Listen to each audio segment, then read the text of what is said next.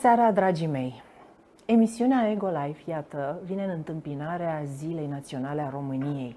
Și pentru că este o ediție specială, avem un invitat pe măsură. Un invitat care, iată, nu se prezintă în ajunul Crăciunului la noi, ci aproape de Ziua Națională. Un artist complet, un om iubit de toți românii.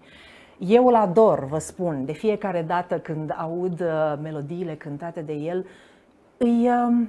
eu pot să spun că îi aud sufletul. Aud mesajul acesta pe care el îl transmite foarte bine, foarte clar. Un mesaj care îmi dă energie pozitivă, mă face să fiu mândră că sunt româncă. Și îi mulțumesc din suflet că și-a găsit și și-a făcut timp pentru noi în această seară, Paul Surugiu alias Fuego.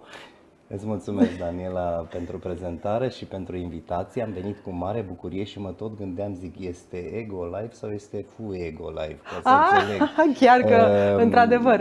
Vreau să te felicit pentru tot ceea ce realizezi aici și să-ți mulțumesc pentru faptul că te-ai gândit la mine acum în preajma Zilei Naționale. Și nu de Crăciun. Și nu de că Crăciun, acum trebuie să facem și glume, să nu? De Crăciun, dar vreau să vă spun că eu mi-am împodobit bradul deja la 1 septembrie, pentru că nu întâmplător fac lucrul acesta de ani de zile. Îmi filmez emisiunile dedicate telespectatorilor.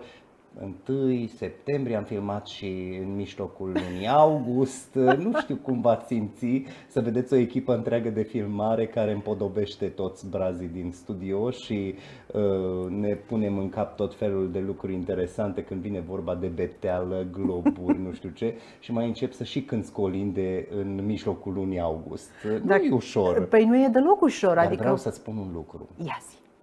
Bocăneț, marele om de televiziune, Lazarov, ăștia sunt coloșii televiziunii române. Oamenii aceștia, de exemplu, în momentul în care la televiziunea română terminau Revelionul în 31 decembrie, ei deja din 7-8 ianuarie începeau să-și facă programul de Revelion pentru anul viitor. Eu sunt un fel de furnicuță de asta care nu vrea să aștepte să vină Crăciunul să împodobească Fuego bradul. Eu sunt o furnicuță care muncește din vară ca să-și aibă totul pregătit în luna decembrie. Și cred că toată viața mea, toată profesia mea, cariera asta, care anul viitor face 30 de ani și sunt convins că nu-mi dai, Felicitări. da? Nu Toată cariera asta a fost făcută din timp. Să nu aștept ziua de mâine și să știu că acea zi mă prinde nepregătit. Și cu toate acestea, am avut cu toții o perioadă nefastă de 2 ani de zile, în care nu prea mai știai ce ți aduce ziua de mâine. Ce ai făcut tu atunci, Paul, în această Nu a fost o perioadă perioadă? ușoară pentru nimeni și mai ales pentru artiști și pentru Asta e artă, clar. că arta a suferit enorm în perioada aceasta în care cu toții am stat închiși în casă. Îmi era greu să ies pe declarație, dar știi, ieșeam pe declarație în studio, pentru că colegul meu de la supermarket, Vlad Crețu, stă la 10 minute de mine mers cu mașina.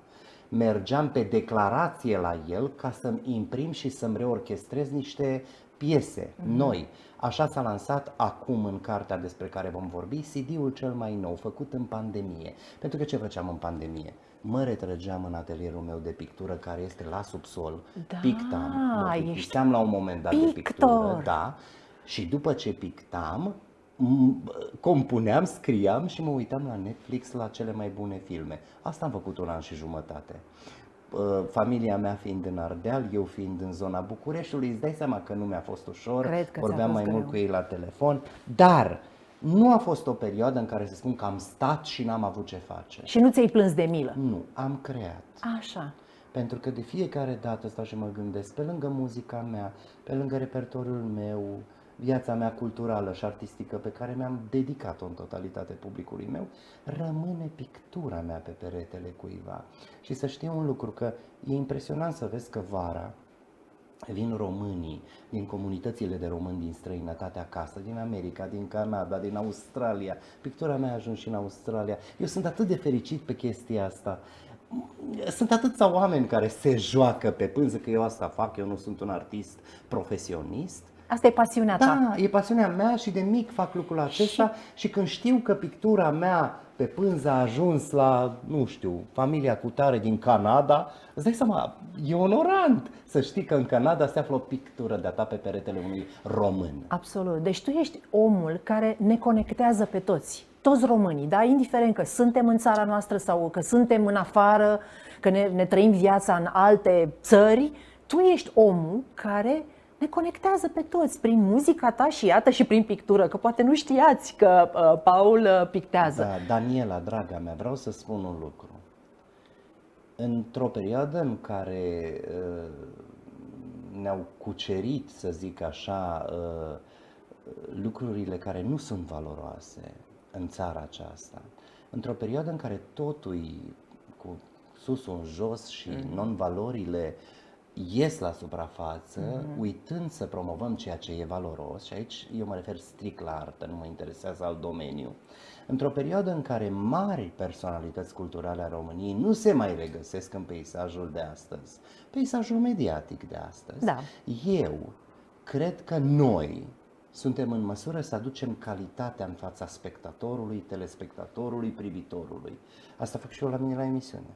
Adică nu-mi doresc să mai promovez chiciul. Dar ce, l-ai promovat tu vreodată? Nu, eu vorbesc în general. Exact. Îmi doresc să promovez valoarea. M-am născut cu ideea asta în cap.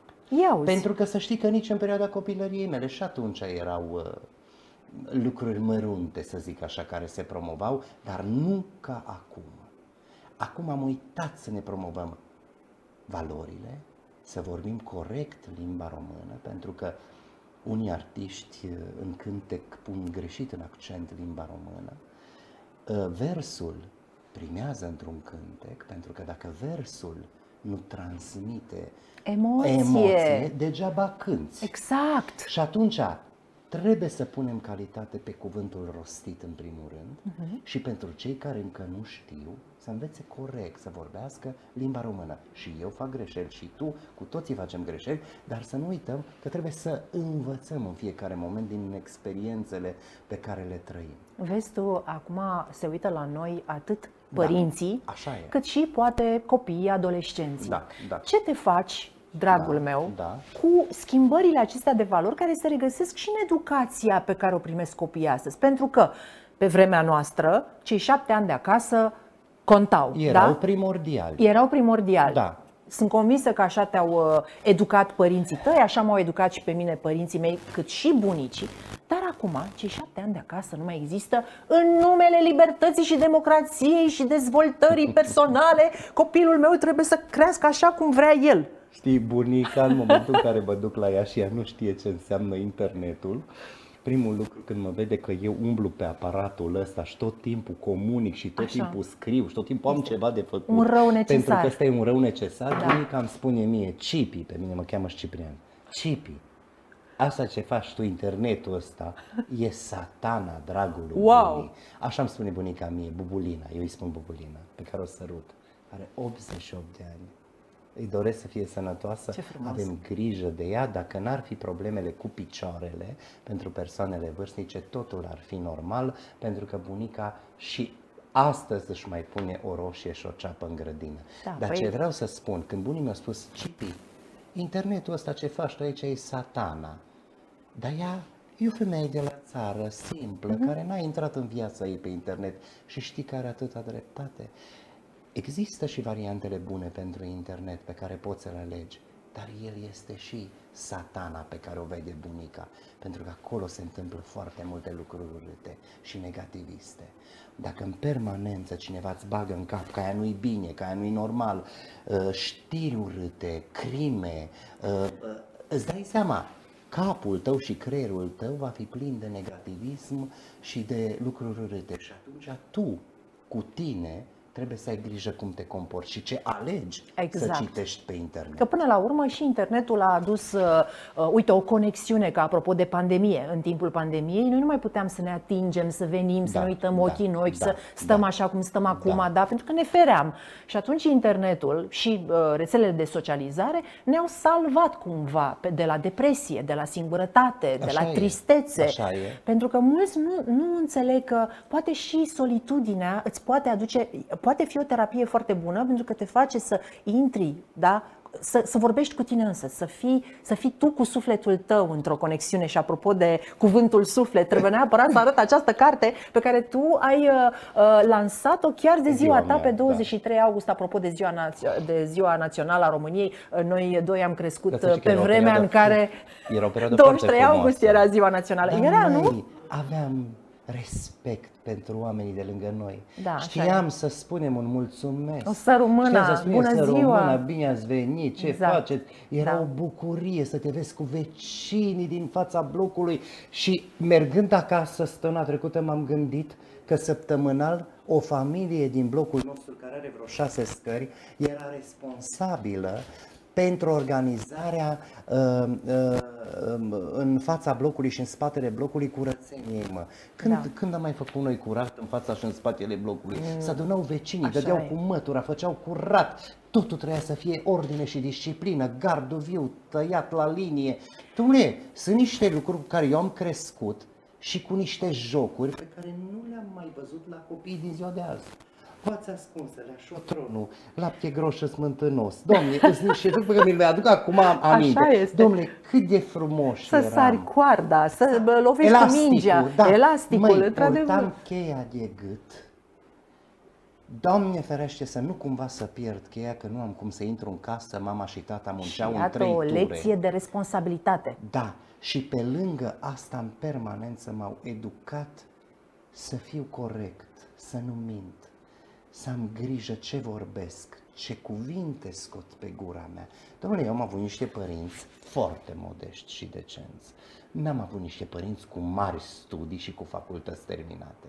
Dar părinții mei au avut cei 7 ani de acasă primiți de la bunicii mei. Unii sunt moldoveni, alții sunt transilvaneni. Și am fost crescut în spiritul acesta al dragostei de țară, patriotismului, credinței. Am fost copilașul bisericii, aveam locul meu în biserică, făceam singur rozarul. Deși eu sunt creștin ortodox, noi mergeam la greco-catolici în spatele pieței, în bisericuța care și astăzi face slujbe. Și făceam rozarul pentru că la greco-catolici trebuie să știi să faci rozarul. Dom'le, era o bucurie să mă rog. Și mă rugam prima dată pentru mama, pentru tata, pentru bunici și după aceea îmi luam toți prietenii de la Casa Scării. Ce frumos! Nu cred că astăzi tinerii se mai bucură de lucrurile astea uneori care par mărunte, nu? Dar cu bătaie lungă pentru existența ta mai târziu. Și cartea despre care tu vorbești... Așa, confesiuni cu sufletul pe scena vieții. Tu oricum ai fost, ești un om dedicat, trup și suflet scenei. Așa e. Și tu, de fapt, din punctul meu de vedere, cum te văd eu pe tine? Da. Tu nu ți aparții numai ție însăți, tu aparții tuturor românilor. Tu ești bunul nostru, să știi. Așa mi-a spus Grigoriu, Dumnezeu să-l pe bune. Deci mie asta mi se pare, tu ești al nostru. În momentul ăsta tu nu-ți mai aparții. Nu. Pentru că el a știut că eu nu-mi voi dori decât să stau în fața publicului, dar eu am ales asta. Nu știu dacă până în final voi analiza corect cum stau lucrurile, pentru că în momentul în care alegi să faci această profesie, nu-ți mai aparții și nu-ți mai aparții, nu mai ating viața ta. Exact, asta vreau să te întreb. Uite acum, noi suntem la 1 decembrie, da? Da. Nu, poți să mă asculți un secundă. Te rog. Pe 1 decembrie am 3 manifestări cu tentă patriotică, că e ziua națională. Normal. Cu bandul meu.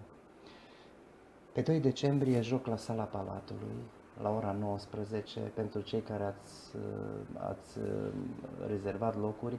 Va fi un spectacol grandios. Drag de România noastră, mă veți vedea îmbrăcat în toate zonele țării populare, costume autentice și voi avea lângă mine cei mai mari artiști de muzică populară care voi cânta în duet, voi fi alături de orchestra fraților Vasile și Vitalia Dvahov. Va fi un spectacol, un regal.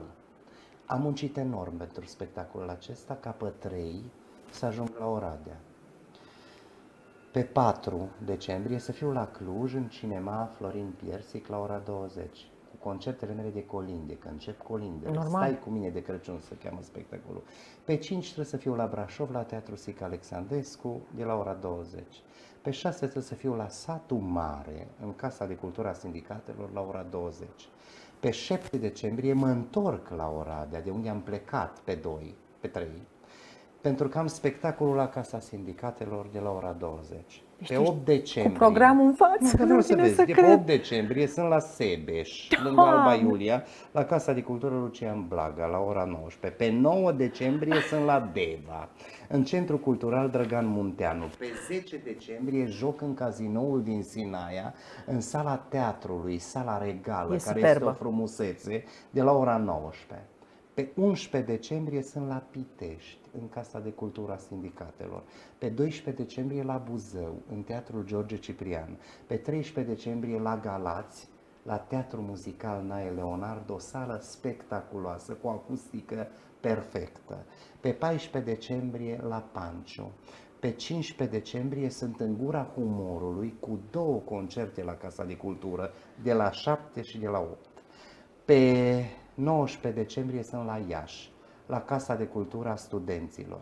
Pe 20 decembrie sunt la Adjut, la Casa de Cultură Tudor Vornicu. Pe 21 decembrie sunt la Focșani, la Teatrul Municipal Maior Gheorghe Pastia. Pe 22 decembrie joc în Teatrul de Vară Radu Beligan la Bacău, unde sunt 2000 de locuri, așa că vă aștept. Pe 22 decembrie joc la Roman. Pe 25 decembrie la Ploiești, la Casa de Cultură a Sindicatelor, 27 decembrie la Constanța, la Casa de Cultură a Sindicatelor și pe 28 decembrie la Râmnicu Vâlcea, pentru prima dată în orașul acesta, la Casa de Cultură a Sindicatelor. Acum, de ce ți-am spus toată polologia asta? Eu am obosit. Nu știu cum de nu obosești Pentru tu. că acum vine replica pe care ai spus-o, că tu nu-ți mai aparții. Eu sunt un om care s-a dăruit publicului său prin arta lui. Eu nu văd viața mea fără scenă. Mi-am făcut în așa fusul orar încât dacă ajung acasă și stau 2 zile, mă plictisesc și vreau să plec. Dar plec până la piață, în Băneasa, să cumpăr ridic și ceapă, că nu pot să stau acasă. Dacă cumva stau mai mult de 2 zile acasă. Da. Dar când te duci la piață, sare lumea pe tine? Când mă duc la piață, Da, ce se am întâmplă? doamnele mele care mă iubesc în piață și care nu trebuie să le spun că vreau ridic, ketchup, ce ele deja Îți cu plasa cunosc, da. pregătită, știi? Și mai am niște produse tradiționale românești pe care le iau tot de acolo, pentru că ei sunt de la Jina, de lângă Sibiu, de la zona aia frumoasă și au produse naturale. Încercăm să mâncăm cât mai natural Normal. și mai puțină carne. Dar alegând să fac profesia aceasta, am ales să rămân un om dedicat publicului meu. Nu știu dacă mai târziu voi regreta lucrul acesta la Asta vreau să bătrânețe. te întreb. Nu știu, pentru că vreau să spun un lucru, eu am foarte mulți prieteni. În toată lumea asta mare și pe tot globul pământesc și n-am ajuns să-i văd. Că dacă ar fi după mine să mă duc o săptămână doar la o familie care mă așteaptă pe mine în lumea asta mare, aș putea să trăiesc 3 vieți. Dar nu mai contează în momentul în care faci profesia aceasta nici măcar banii, că o fac de plăcere. Nu mai contează banii. Dovadă că am și dezvoltat proiectul Arba y Fuego, care sprijină artiștii bolnavi. Și Așa tinerii e, deci prin talentați. picturile tale, expozițiile cu picturi, o parte din bani... După ce ne achităm absolut toate cheltuielile, Da. toți banii merg către, tu gândește-te Toți. că sunt Deci nu 7 faci niciun pic ani. de profit. Sunt 7 ani de când eu am dezvoltat acest proiect. Art by Fuego. Da, sunt peste 600 de artiști ajutați în momentul acesta, prin conturi bancare, prin totul legal. Wow! Deci, Fuego. Asta pentru Paul, că eu, când ești o eram industrie tu. o industrie ești cu o câțiva industrie. copii după mine, cu câțiva tineri după mine care mă ajută de 15 ani și pe care în toată pandemia aceasta i-am ajutat să le plătesc salariile ca să rămână lângă mine, deși noi Normal. n-am muncit 2 ani. Sunt vreo 6-7 oameni care de 15 ani sunt lângă mine, profesioniști până în măduva oaselor, de la PR până la oameni care mă sfătuiesc, compozitor, orchestrator. De exemplu, Alexandru Gorgoz e lângă mine de 20 de ani de la Chișinău. Eu nu lucrez cu altcineva, pentru că îmi place stilul de lucru și eu un profesionist. Am același fotograf de 20 de ani. Pe Ana Maria Halalai n-am schimbat-o, pentru că este trup și suflet lângă mine. Oamenii aceștia, când eu i-am chemat, niciodată nu spun că am program în altă parte. Da, Îmi sunt alături. Sunt prieteni, în primul rând. Îți sunt prieteni. De fapt, tu ai creat o familie. Da. Este o mare familie. Dar noi acum trăim niște vremuri în care individualismul este mult mai important. Da. Ai observat că nu mai există relații de prietenie, trimiți un mesaj cuiva, tu poate n-ai simțit chestia asta pe pielea ta, dar sunt persoane care, de exemplu, nu știu, le trimiți mesaje pe WhatsApp și se uită la ele și nu-ți răspund. Noi trăim într-o astfel de societate acum, da? Și atunci eu te întreb pe tine, că vorbeai despre artiștii care fac muzică cu ghilimelele de rigoare, da? Și care fac bani pe bandă. Cum mai rezistă Paul Surugiu, alias Fuego, în societatea asta? Cum Este mai greu. poate el să reziste? Este greu să reziști Acela în societatea care a de fost astăzi, educat cu cei pentru că 7 ani de acasă. În societatea de astăzi nu mai primează nici măcar cuvântul dat. Tocmai. Eu sunt un om care trăiește altfel, eu am altă lume. Mi-am creat, cum să zic eu, balonul meu de energie pozitivă. Și oamenii cu care eu interacționez sunt oameni pe care îi cunosc de ani de zile și sunt oameni pe care îi respect, îi iubesc, îi prețuiesc poți conta pe și ei. pot conta pe ei. Astăzi nu-ți mai întinde nimeni o mână de ajutor, astăzi vecinii nu-și mai vorbesc. Păi tu știi cum eram eu când eram copil? Venea tantile Nuța de la etajul 2 la mama, ușa era deschisă la cafea dimineața. Da. Și ușă de ușă cu noi era Ildico. Am trăit cu o familie de maghiari când eram copil și ei aveau fata lor, Melinda. Eu am crescut cu Melinda. Melinda care vorbea românește cam stâlcit, dar vorbeam, înțelegeam cu ea și eram amândoi, n-am să uit, colecționari de timbre. Și cu 2 albume de timbre schimbam timbrele între noi, toți copiii. Dar noi am crescut cu maghiarii pe Casa Scării și ne-am înțeles perfect și împărțeam experiența culinară, de exemplu, pentru că ei au o bucătărie remarcabilă, gustoasă, ardealul al nostru cu ei și schimbam și tot timpul Ildica venea la mama cu mâncarea ce o făcea la mea și mama cu mâncarea și mâncam împreună. Da. Domnule, eu nu pot să uit anii petrecuți la Turda, anii aceia în care prima, dacă vreți, decența și bunul simț. Cu astea nu mai reziști. Nu mai există decență. Dar nu reziști. Nu reziști. Uite, părinții mei care mi-au dat, mă rog, ei fiind diplomați, tata diplomat, eu am trăit cu ei în străinătate, prin misiunile diplomatice și să zic că am prins, că normal așa trebuia, să fiu educată în spiritul acelor canoane și acelui protocol și ceremonial. A ajuns tatăl meu astăzi, la 80 de ani cât are, să fie sănătos. Mulțumesc, să-mi spună că regretă că ne-a oferit o astfel de educație. Că ei săraci, își dai seama, se uită la știri, apropo de ceea ce n-ar trebui să facem, și îi văd cât de mult s-a stricat lumea. Pentru că noi chiar nu mai avem acești 7 ani de acasă. Toate știrile sunt negativiste. Da, și atunci eu... Îți inoculează faptul că se întâmplă ceva grav. Exact. Că în societate se va întâmpla un lucru neprevăzut în perioada următoare. Toate crimele, toate poveștile cu toți interlopii. Mama când vede așa ceva mă sună, Cipi, dragul lui Ești mama, ok? să ia lumina, să ia lumina, ce facem? N-avem generator. Exact. Ascultă, și mama de unde să știe de generator. Cipi, dragul meu, vine nu știu ce criză, vine nu știu cum. Dacă tu inoculezi omului de rând, telespectatorului în permanență și spui asta, deja mama începe să ia pastile, palpitează inima. Normal. Adică e foarte important ce alegi să privești și ce informație alegi din media astăzi ca să fie una corectă. Da, corect. Da. Și atunci, cu atât mai mult, un om ca tine, un artist desăvârșit, care, iată, nu face lucrul ăsta nici pentru bani, nici pentru faimă. Sau poate că ai pornit de la un anumit punct în care îți doreai lucrurile astea, dar acum ai trecut mult peste. Adică deja ești în altă lume tu. Tu nu uita un lucru, că eu cânt muzică ușoară românească și nu sunt un artist comercial. Păi știu. Eu nu sunt un artist care este difuzat pe radiourile din România, draga Din mea. păcate. Din păcate. Nici nu-mi doresc, poate că era prea mult. Tu umpli sălile. Eu nu cânt o muzică comercială. Tu îi faci pe oameni să cânte și să Da, danseze dar lângă se pare tine. că oamenii vin să cumpere un bilet să mă vadă și le mulțumesc pentru asta. Cred că asta e cea mai mare realizare a vieții mele în cei 30 de ani, aceea de a scoate omul din casă care are 100 de canale, da? Da, omul corect. de la TV să vină să-ți plătească bilet să te vadă pe tine. Asta e cea mai mare realizare dacă stăm să analizăm, pentru că totuși sunt un artist tânăr, în 30 de ani mi-am format, dacă vrei, nișa mea, publicul meu și să știi că nu este ușor și trebuie să ai grijă cum te comporți ca să ții acest public mai Exact, departe ții- lângă tine. ții fidel. Îl admir enorm pe maestru Tudor Gheorghe, care nu are nicio reclamă publicitară, nu apare nicăieri, dar în momentul în care punem un afiș în țară sau la Palatul Național, biletele se vând ca pâinea caldă. Uite, eu trebuie să-ți mulțumesc ție că știu că ai venit în această seară aici tocmai ca să stăm de vorbă ca între oameni, Da, da? da. Și nu artistul Fuego care vrea să-și promoveze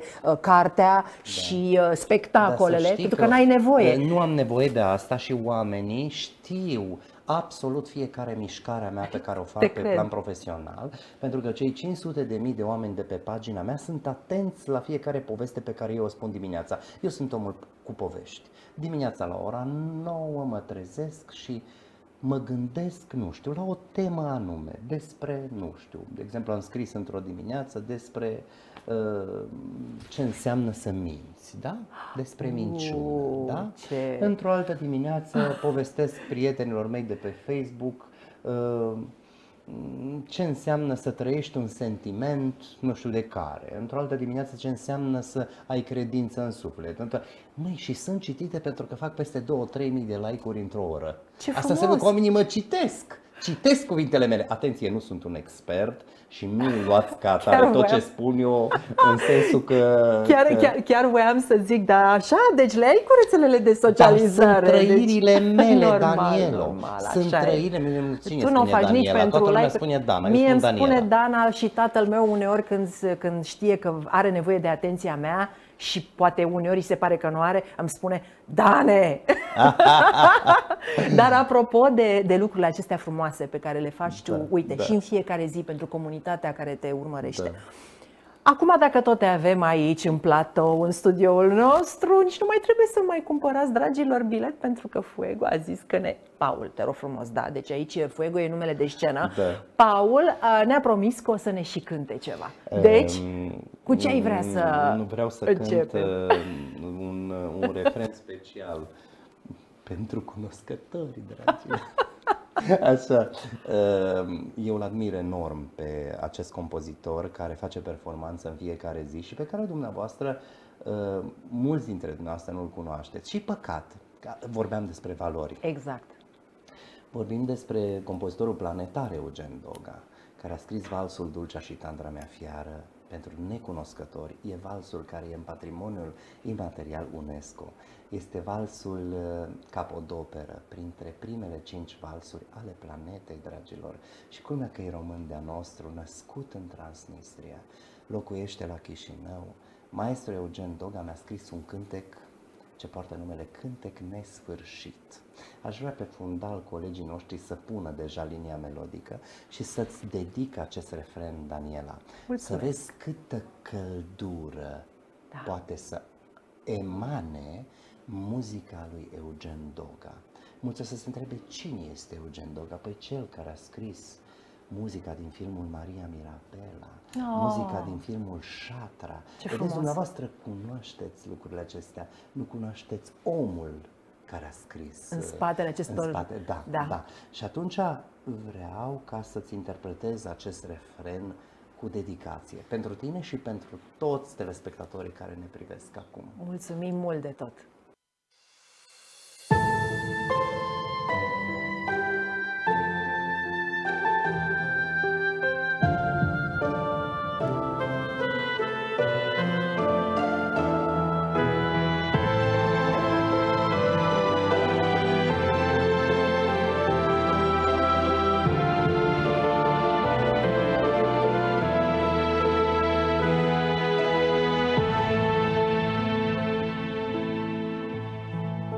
cu tine depărtarea încape într-un zbor și în gândul meu iertarea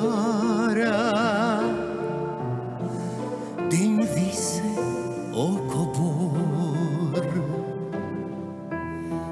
Tu poți să-mi dai tăcerea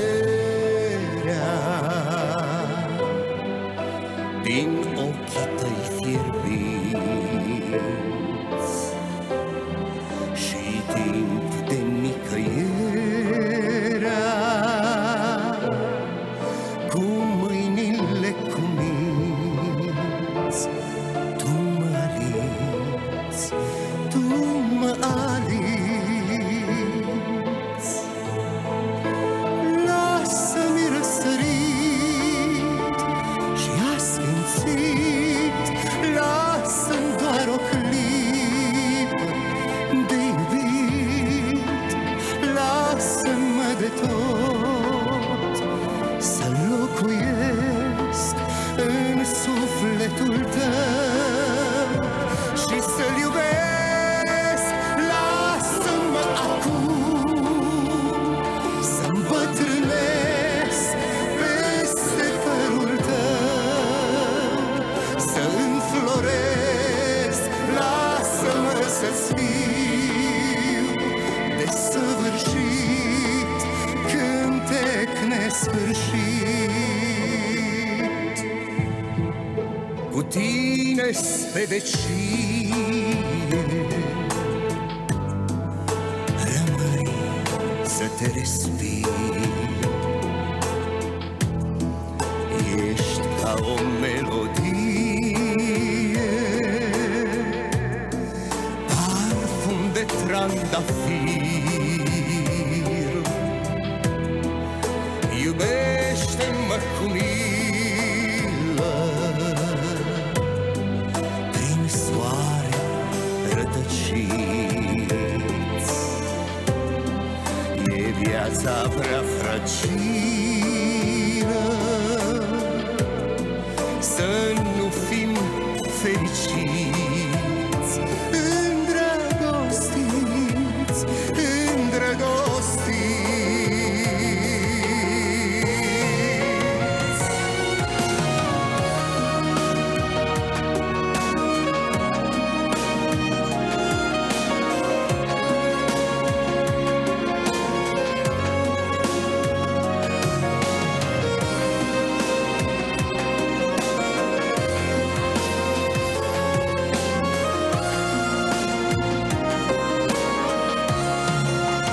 Lasă-mi răsărit și asfințit, lasă-mi doar o clipă de iubit.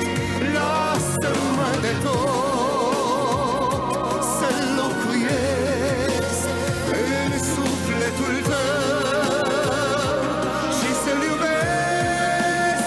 Lasă-mă acum să îmbătrânesc peste părul tău, să înfloresc. Lasă-mă să-ți fiu desăvârșit, cântec nesfârșit.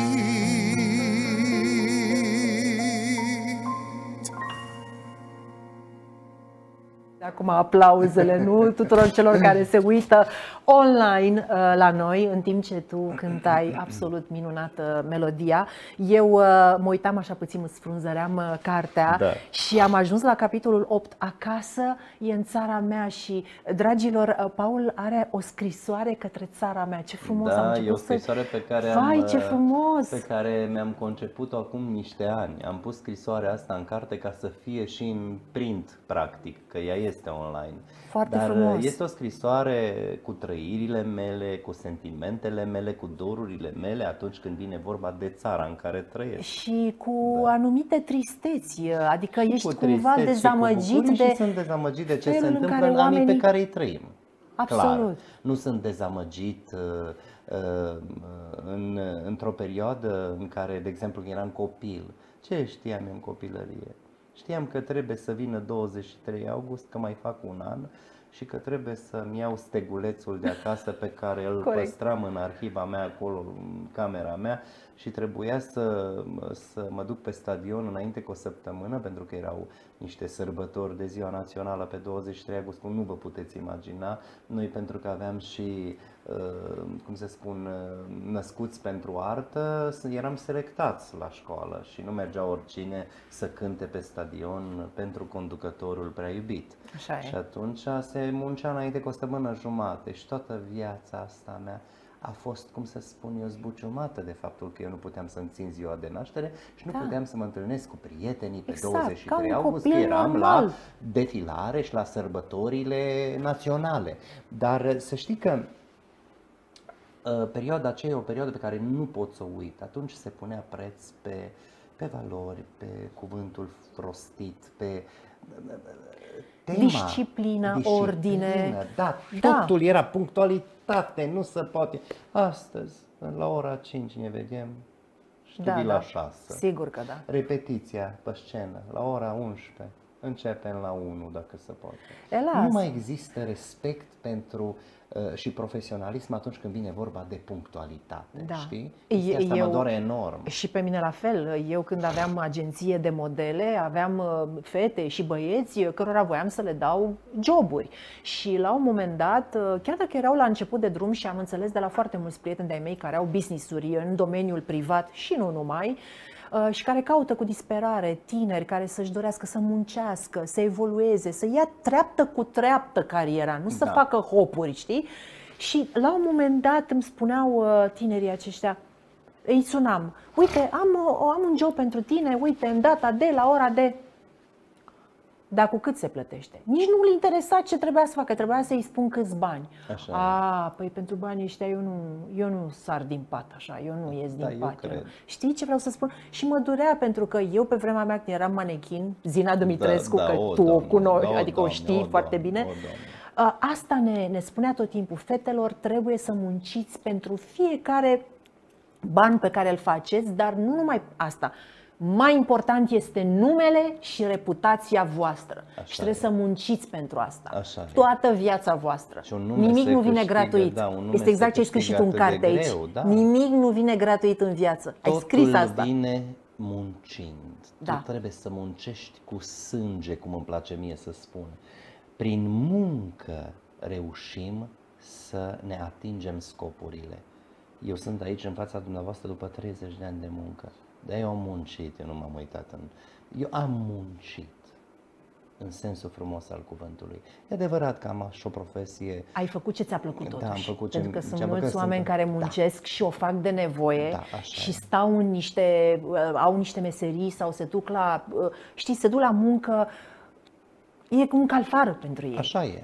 Și cumva asta le distruge identitatea, le distruge sufletul, le distruge speranța, le distruge ideea că viitorul și viața ar trebui să fie lucruri frumoase, nu lucruri care să ne aducă și mai multe probleme. Atunci când faci cu plăcere ceea ce faci, munca e mai ușoară. Tu n-ai o muncă de la 9 la 5, de exemplu. Eu am o muncă continuă. De 24 de ore. Vreau să spun că dacă n-ar fi vremurile să fie drumurile atât de lungi, adică când știi că trebuie să mergi la Timișoara și eu nu prea mă sun în avion, nevoie mă sun în avion, dar trebuie neapărat să mă sun în avion, am oroare de avion. Pe bune! Doamne, nu suport avionul și acum mă gândesc că începe turneul ăsta și, mergem cu mașinile și drumurile României, pe drumurile patriei și până faci drumurile astea grele, ar fi frumos să urci direct pe scenă și să știi că n-ai făcut drumul ăla de 8 ore până la scenă.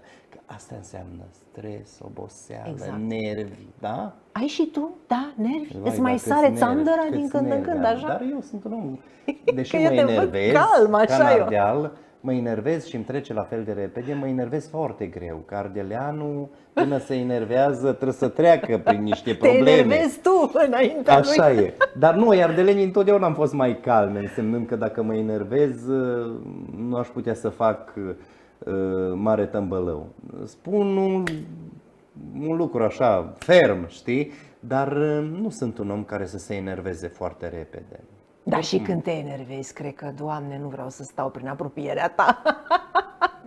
Ești Nu, uneori sunt așa un om când... tipicar. Sunt un om Tipicar. tipicar, sunt un om care are foarte multe tabieturi, unele frumoase, bune, altele Da, poate proaste. zine și nouă câteva, te rog Am frumos. foarte multe tabieturi și Le-ai nu scris știu. și aici la confesiuni? Câteodată, să știi că în cartea aceasta nu este autobiografia vieții mele, că așa s-a crezut. Ci a artistului. Este scosă cu buczon cartea, dar este o autobiografie a gândurilor mele. Aha. Este o diferență. Este. În mare parte în cartea aceasta, pe lângă ceea ce spun despre mine, sunt trăirile mele pe care le-am avut alături de mari oameni de cultură, de la care eu am învățat niște lucruri. Păi aia e, că e profesia plină de- aceasta, când zice că profesia asta să fură în ghilimele, Da. deci să te inspiri Exact. cu decență de la înaintașii tăi. Atunci când ai stat la brațul lui Grigore Vieru, Nicolae Dabija, Draga Olteanu Matei, Tamara Buciuceanu, Stella Popescu, Arșinel, eu vorbesc despre mari personalități pe care le-am cunoscut în viața lor privată, să zic așa. Ce noroc, nu-i Și am așa? avut de învățat de la acești oameni enorm de mult. De la Draga, de exemplu, am învățat că mâncarea se vorbește. Adică când stai la masă să nu înfulegi să mănânci, că trebuie să-ți umpli stomacul. Da. Trebuie să vorbești, Corect. să-ți vorbești mâncarea și să mănânci vorbind cu persoana de lângă tine. Să fie o bucurie. Printre că ești bucături, la stați masă, așa, că da. avem și eticheta aici, care Da. spune că nu avem voie să vorbim cu gura plină. Nu, dar Glumesc. Să mai iei o Sigur, bucătură, te sigur. oprești, mai vorbești, Sigur. mai iei un pahar de vin sau de țuică, de pălincă, de ceva pe care iar mănânci, Totul iar cu vorbești. limită, Totul cu este cu limită. măsură. Da, Avea totuși. Gigica Petrescu cântecul ăla, totul cu măsură mică. Deci, dacă tot ce faci așa cu măsură, eu cred că izbutești în toate domeniile de activitate. Dar nu regret nici o clipă pentru toate trăirile lângă acești mari artiști la care am învățat să fiu un bun român în primul rând și să-mi iubesc țara. Dar apropo de asta cu bun român și Da. românul care își iubește țara, sunt atâția români care au plecat în străinătate, Așa sunt e. copiii noștri care, iată, de când am intrat în această mare familie, Da. Uniunea Europeană, Da. practic au dispărut granițele. Da. Fizic au dispărut granițele, da? Copiii noștri, acum și noi, putem să călătorim doar cu buletinul în Așa lungul e. și în latul Da. Europei. Dar parcă s-a pierdut și identitatea națională. Parcă noi acum, uite, sunt tineri care nu spun eu sunt român, ei spun eu sunt european. Așa e. Înțelegi? Și atunci ce facem noi cu copiii ăștia care pleacă, cu părinții care se duc să muncească pentru traiul mai bun al copiilor? Ce facem noi cu satele care sunt abandonate și numai bătrânii mai trăiesc în ele? Cum îi aducem noi înapoi pe oamenii ăștia acasă? Că uite, e un capitol, țara mea e acasă. Așa. Hai să-ți răspund în versuri. Te rog, Uite, ți-o răspuns cineva în versuri la Niciodată. întrebarea asta. Răspund eu. te rog. Stăm la moarte la rând, prea tăcuți, ca în război, pentru o țară cerând ajutor înapoi. Ca pe cruci să ne scrie, într-un banc fără sens, că am murit de prostie și am iubit-o intens. Stăm cu ochii în soare și nu știm ce așteptăm. Este doar închisoare și am uitat să luptăm.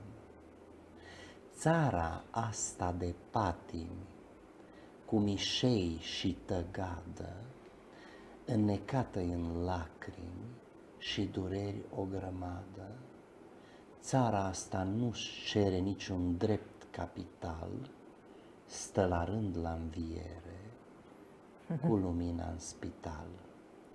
Iar noi stăm de pază, temători rezervați, ca să știm ce urmează când murim vinovați. Cimitirie în privirea unei țări ce se îndoapă, așteptându-și iubirea de la cei care o îngroapă. Versurile sunt scrise de Narcis Avădăn, e un poet remarcabil, prieten cu mine. E formidabil acest tânăr care a fost crescut în spiritul dragostei de țară, de familia lui, de asta și scrie atât de frumos. Foarte frumos. Și spun versurile astea Și peste tot unde am ocazia. Adevărul absolut. Pentru că ăsta este cel mai bun adevăr, prin Absolut. versuri. Da. Atâta timp cât avem o țară care nu se mai prețuiește și nu se mai iubește, cu oameni care nu-și mai respectă valorile, se întâmplă ceea ce se întâmplă. Cei care, săraci, ar vrea să muncească în România pe un salar modest, să aibă din ce să trăiască pe lună. Nu ai cum să trăiești cu salariul din România modest pe lună. Au plecat în străinătate, în toată Europa. Au mers și în America și în Australia, Corect. peste tot. Unii dintre ei câștigă binișor, mult mai bine decât în România, dar făcând cheltuielile lunare, ajungi să dai pe chirie și pe Da, așa e. întreținere la fel de mult și Viața rămâi, e mai practic, scumpă. cu salariul din România. Exact. Și atunci... Numai că acolo ei în străinătate și-au schimbat existența, și-au făcut cunoștințe, unii s-au căsătorit acolo, unii s-au căsătorit cu persoane de altă naționalitate. Da, nu corect. vor mai veni niciodată în România. Dar mergem noi spre ei. Mergem noi spre ei, eu am spectacole multe peste Asta an în zic. străinătate și tot timpul când mă duc la comunitățile de români acolo și îi văd, majoritatea îmi spun că nu se vor mai întoarce acasă. Au, Să asta știi, este- asta este trendul. Pe Nu se bune. mai întorc. Păi dacă ei s-au învățat și au făcut comunitate acolo, românii noștri în străinătate au biserici românești, știu, școli în limba română, absolut tot. Ei au o comunitate atât de mare încât ei vin acasă doar strict să-și În vadă vacanță. părinții și în vacanță și oamenii dragi. Pe de altă Atât. parte, acea comunitate este totuși ceva care există în exteriorul acelei țări, pentru că eu știu de la alți români că ei chiar dacă trăiesc acolo, ei toți străini sunt priviți de către băștinași. Așa Deci e. niciodată ei nu se gândesc, domnule, eu sunt 100% american sau 100%, nu. Ceva se întâmplă, undeva, cineva acolo nu te primește cu brațele deschise și atunci de asta zic, n-ar fi mai bine, uite, Depinde și unde ești, pentru Păi, că în aia e. Germania nu o să fii niciodată primit.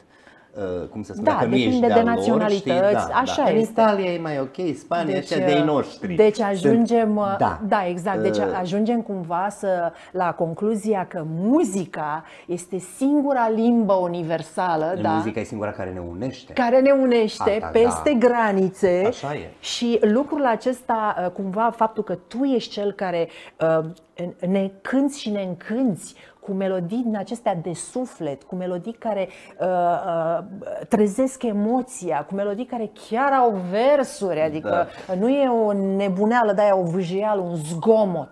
Nu e zgomot. Muzica ta ne pătrunde sufletul. Mă gândesc că dacă tot ești aici, să ne mai cânti încă o Da, una. păi m-am gândit că vorbeai despre plecarea acasă, despre străini, despre Da. comunitățile de români. Hai să cântăm Acasă. Acasă este o piesă pe muzica mea și versurile mele au fost scrise de Adrian Artene, pe care eu îl prețuiesc foarte mult. Adrian s-a lansat în poezie datorită faptului că eu, pur și simplu în ghilimele, l-am terorizat. Măi, scrie atât de frumos, nu se poate și lumea nu știe asta. Hai să lansez o carte de poezie, hai să încep să scriu muzică pe versurile tale, pe Ce poemele frumos! tale, pentru că sunt pătrunzătoare, sunt frumoase. Și cred că Adrian nu s-a așteptat la asta, că deja avem 2 albume scoase numai de Colin, cu maestru Joel Chereștei, pe care îl salut. Avem atâtea momente frumoase cu Adrian și deja oamenii știu că el scrie versuri. Lumea îl cunoaște ca și un bun jurnalist, scriitor, dar poet mai puțin. Și atunci s-a născut această colaborare. Sunt cântece superbe, dar acest cântec care îi aduce pe români acasă, acasă, este foarte sensibil și cred că merge foarte bine în această perioadă înainte de Ziua Națională a României. Absolut, absolut. Haideți acasă!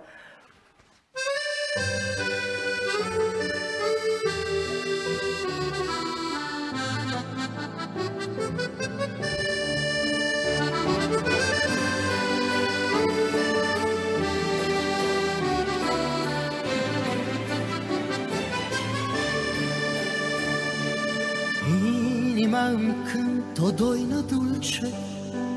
E doina satului, e dor de casa mea. Cântul-i ca o pasăre ce plânge și zboară singură în noapte spre o stea. Cântul îmi e casa părintească, refrenul nesfârșit al sufletului meu. Astăzi eu mă-ntorc cu drag acasă, la mama mea, la tatăl meu, la Dumnezeu. Acasă mă-ntorc când dor de tata, inima mea pasă. Acasă mă-așteaptă maica mea cea sfântă la fereastră. Acasă e când de leagăn sunt copil de-a pururea. Acasă, acasă îmi vindec dorul și cu inima.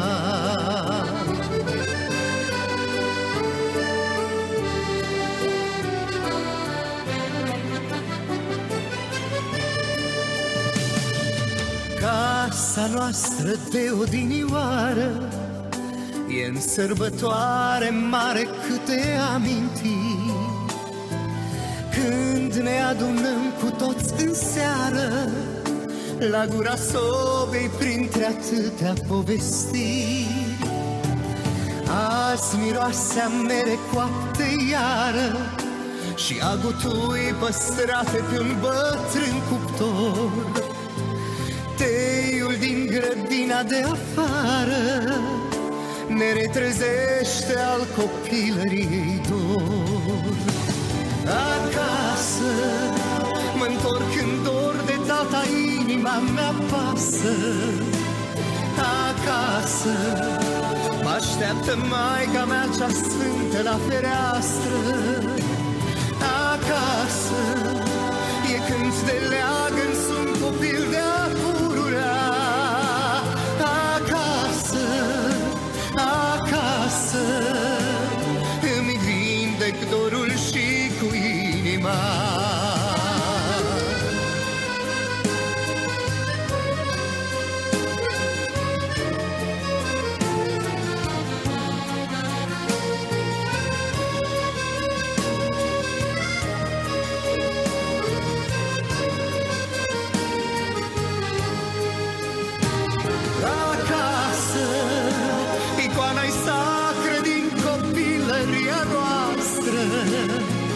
Acasă e Dumnezeu cu noi duminica la masă. Acasă ni ruga pusă în genunchi ne e altar. Acasă, acasă e raiul unde ne întoarcem iar. E raiul unde ne întoarcem iar. E raiul unde ne întoarcem iar. Acasă e raiul unde ne întoarcem iar. Acasă.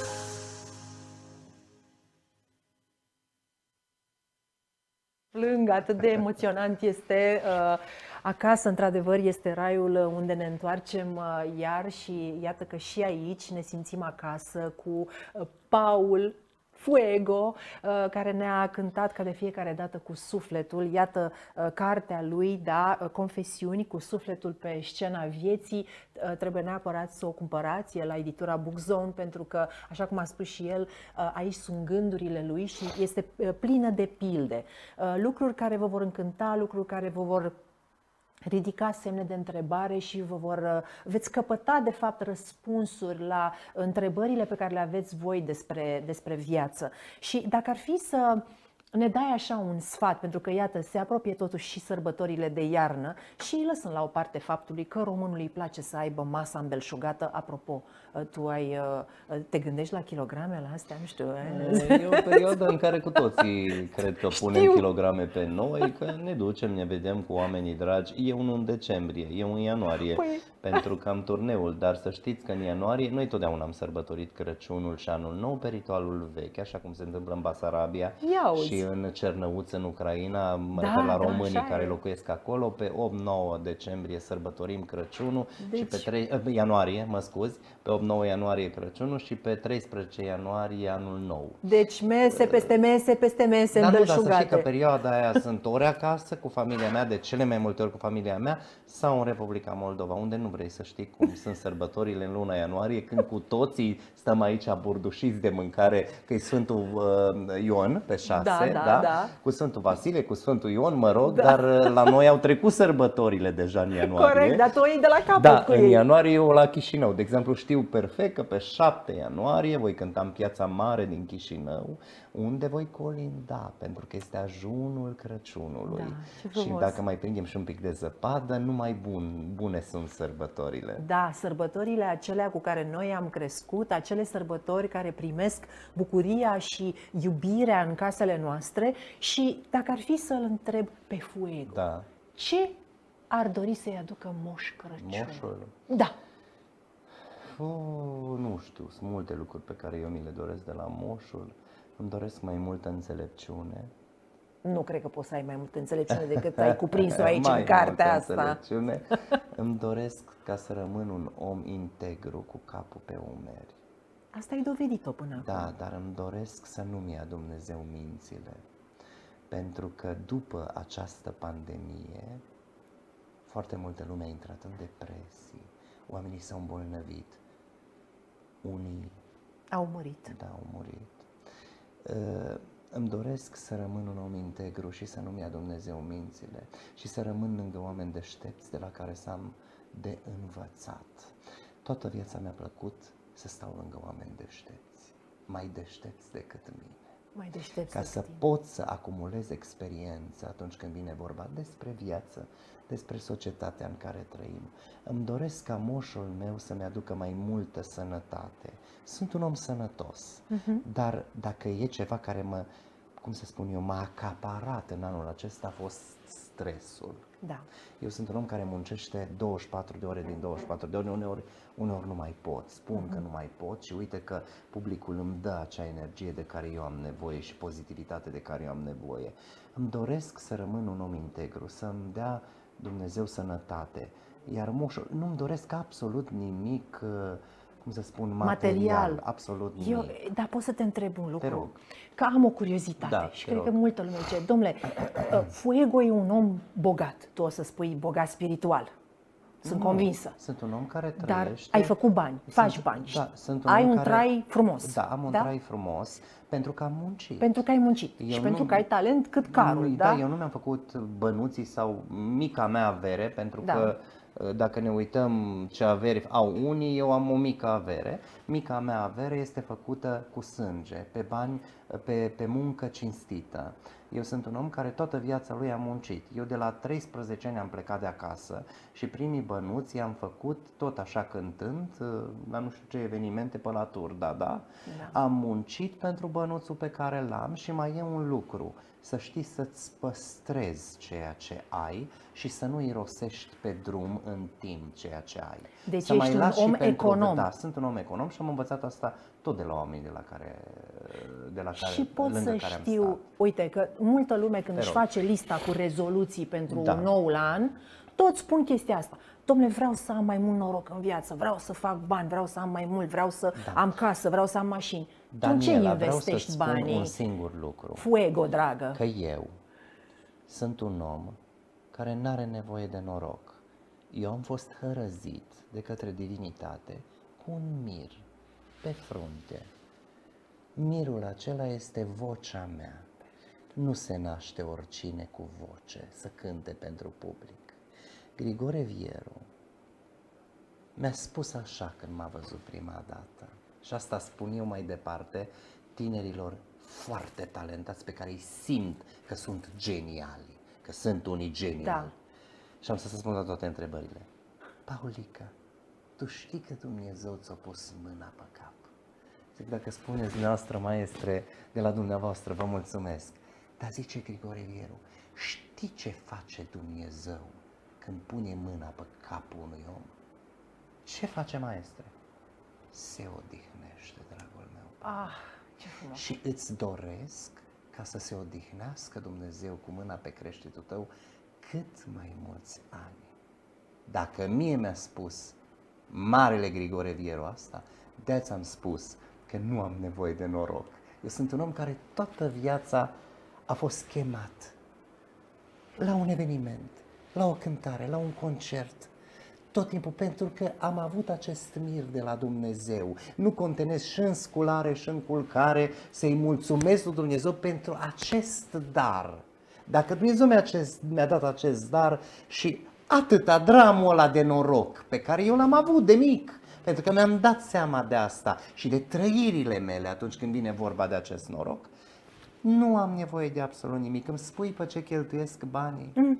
Pe haine de scenă cheltuiesc banii, pe pantofi cheltuiesc banii, pe opere de artă. Pe opere de artă, pentru că eu sunt colecționar de artă și am spus că o să-mi scot casele de licitații din mail-uri, tocmai pentru că asta este un microb, dacă poți să-ți imaginezi, și iubesc pe mari pictori de la 1920, da, 30, Ipolit Strâmb, Octav Băncilă, Nicolae Vermont. Doamne, vorbim despre niște lucruri. Asta avem o altă emisiune. O altă pentru așa emisiune ceva. despre care trebuie să vă spun atunci când vine vorba de mari pictori români. Nu-mi permit un Grigorescu, nu-mi permit un Paladi, nu-mi permit Aman sau Petrașcu, dar îmi permit pictorii aceștia. Ce frumos că ai spus lucrul acesta. Nu mă așteptam să spui asta, că nu-ți permiți Grigorescu sau nu, Mana. pentru că că mă uitam la mâna ta acolo, deci ai un inel cu diamante negre și albe, ai pe un care ceas, l-am primit, ai un ceas pe care cu l-am mare primit. valoare. Lasă că am văzut eu, că eu vin din lumea asta a modei. Un Nicolae Grigorescu astăzi în casele de licitații ajunge la 250.000, 300.000 de euro. Așa că deci îi felicit pe cei care își permit așa ceva. Dar, fiind un om decent atunci când vine vorba de achiziții, încercând să-ți plătești toate dările la stat, pentru că, uite, vreau să spun, eu am 2 mașini. Toată viața am avut 2 mașini. Știi de ce? Nu. Pentru că profesia mea se face pe drumuri. Da, în corect. permanență se poate strica o mașină și rămâi pe drum. Și de 30 de ani eu am 2 mașini și plătesc în leasinguri rate câte 5-6 ani pentru ambele mașini pe societatea mea. Eu în fiecare lună am niște rate de plătit, pentru că nu-ți permit să cumperi toată mașina odată. Okay.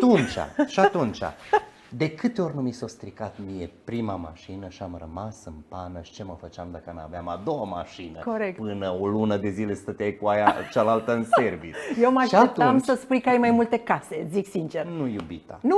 Una singură?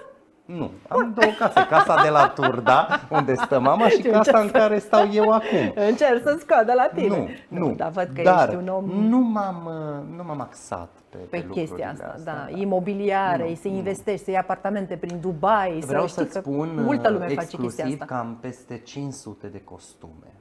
Nu mi-ajunge casa pentru câte costume am și le tot țin, ori la Turda, ori aici, ori... Tu trebuie să deschizi un muzeu. Asta voi face la 60 de ani, dacă va vrea Dumnezeu să am o casă în București, că nu am casă în București, pentru că nu suport capitala, este agitație aici. Dacă voi avea o casă în București, am să vând tot ce am, să-mi cumpăr o casă în București și să fac Fundația Paul Srogiu Fuego pentru ajutorarea tinerilor talentați și acolo să aduc toată arhiva mea în 30 de ani. Nu vrei să știi câte am adunat eu în 30 de ani și câte manuscrise ale marilor personalități. Nu, pentru că eu sunt omul ăla strângător. Acum, după emisiune, tu îmi vei scrie pe carte, că bănuiesc că îmi dai în dar o carte. Eu iau cartea și o arhivez. Da? Deci, eu absolut toate personalitățile pe care le cunosc și care au scris și mi-au scris, sunt în arhiva mea. La final, la 60-70 de ani, o să fac acel muzeu pe care mi-l doresc cu absolut tot ceea ce am adunat în 30 de ani. Am admirat-o foarte mult pe Corina Chiria, care și-a donat din din lucrurile ei Muzeului de Istorie. Pentru că ea este conștientă, Corina, că nu are cui să lase moștenirea mai departe și ce a zis? Cine va vrea, în timp, generațiile care vor veni vor avea posibilitatea să vadă această colecție a Corinei la muzeu. Da, o lasă publicului care o îndrăgește și tu la fel, tu ai publicul, tu de fapt la tine case, apropo, că ai zis că n-ai casă în capitală, dar tu n-ai nevoie că tu ești acasă peste tot. Da, tu ești peste tot în casele tuturor. Și acum, dacă tot mi-a ridicat mingea la filou cu cărțile, dacă tot am văzut că la tine titlul este Confesiuni cu sufletul pe scena vieții, iată și cartea mea din călătoriile unei femei cu suflet de copil. Încă deci, ești un copil. Suflet pentru Trăiesc suflet. amândoi părinții? Da. Vezi? Știi de ce ești cu suflet de copil? Tot Vieru spunea, atâta timp cât îți trăiesc părinții, tu ești un copil. Asta și de-abia după ce pleacă părinții, nu o să plece nicăieri. Părinții să stea tot timpul aici. Da, dar este un firesc al vieții și al drumurilor pe care trebuie să-l avem aici mereu. Și atunci cât ne trăiesc părinții, mama mea, de exemplu, nu știu ce să-i mai fac să se simtă bine. Nu știu ce să mai fac ca ea să fie o regină a mea, nu? Da. A văzut cu mine planeta, am luat-o cu mine peste tot pe mama. Dom'le, să vadă, pentru că la Turda nu ai posibilitatea. La Turda ești la provincii. Unde? Nici în București n-ai ce. Că am adus-o pe mama să vadă Mamma Mia la Londra. Musical. Da, știu. Mama a rămas șocată. Zice, noi trăim, e geaba la Turda. Zice mama. Zic, odată în viață vezi un musical ca Mamma Mia. Sau am dus-o tot la Londra să vadă Fantoma de la opera lui Weber, musicalul. Doamne, așa ceva. Noi aici trăim într-un bol de ăsta de sticlă și nu avem posibilitatea să vedem niște lucruri pe care doar o dată în viață le vezi, da? Așa este, dar avem și noi oamenii noștri talentați și sunt piese de teatră și musical și ce doriți voi, dar iată că acești oameni vin și aici în studio la noi, la Ego Live și îți mulțumesc din suflet, Paul, și mi-e foarte greu să zic Paul, că eu te știu, toată lumea te știe de Fuego, îmi vine să zic tot timpul Fuego, care totuși este un nume de scenă și atât. Da. Paul, dragă, îți mulțumesc că mi-ai zis pe numele din buletin, Daniela. Da. Ei, nu știam are o rezonanță foarte plăcută când știi, vine din gura ta, din vocea ta. Mulțumesc, îți mulțumesc Daniela. Mult de tot că m-am simțit foarte bine. Și eu cu Vreau tine, să vă doresc știi. succes și cu site-ul și cu emisiunea. Mulțumim. Să fiți sănătoși și să vă la fel iubească de toate valoroși. bucuriile. Păi valoroși, trebuie să rămâneți valoroși. Absolut. Asta e important. Așa o să facem. Vă doresc sărbători frumoase, să mâncați mai puțin în perioada sărbătorilor de iarnă, că dacă nu ajungeți pe la urgență, aveți grijă cât și cum mâncați în perioada sărbătorilor de iarnă. Și dacă aveți posibilitatea să ascultați și cântecele mele de Crăciun, mi-ar face o mare plăcere. Cu siguranță, n-ar fi un Crăciun românesc fără Fuego. Și asta e, știu că e gluma, știi cum e, dar n-am ce să fac, asta e. Da. Tu ești un brand, ești Crăciunul nostru. Mulțumim mult de tot, vă pupăm și până data viitoare, ascultați-l pe Fuego.